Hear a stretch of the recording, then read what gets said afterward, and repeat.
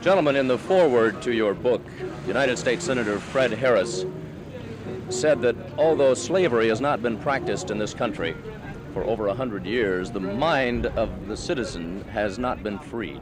Do you feel that this is the root cause of the Negro problem? We feel it is a very important cause. The attitude of the society generally, of white people, and unfortunately of some black people, is that black people are inferior and should in fact occupy an inferior status in this society.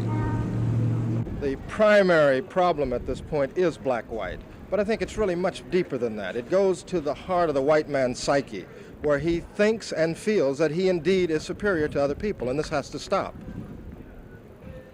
What effect do you think militants like the Black Panthers, for instance, have on the cause of the Negro? All black people are angry, not just a few militants whom one may see on television. Black people in this country have had it. They're angry, they want in, and they want everything that any other citizen has. And I think white America has to realize this in a very fundamental, basic fashion. Do you feel that maybe this statement is adding to what might be termed the white rage? I doubt it. We have every reason to believe, and I think most observers of the contemporary scene can understand that the racism that white people feel is a very hostile thing. I believe it was Martin Luther King who said that it was not his activities that were producing the hostility on the part of whites. It was simply uncovering that hostility which was already there, and I'm afraid the same thing is happening here, that the militants don't produce white hostility. They simply expose that which is already there. Right, I think it's the same problem. What we have are racists who have heretofore been silent, who now feel more free to jump up and say something. You haven't offered any formula, any solutions, actually, to the problem of the Negro in your book, The Black Rage. What were your objectives in writing it?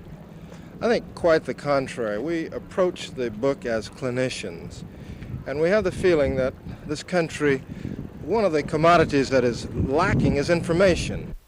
Yeah, we felt that the decision makers, who are the ones who determine what kind of response will be made to the racial crisis, unfortunately operate sometimes from not a very sophisticated point of view. If, for example, they feel that riots occur because there are too many youngsters on the block in August and that the temperature, when it rises above 80, is the precipitating cause, then of course their responses are in terms of that kind of understanding.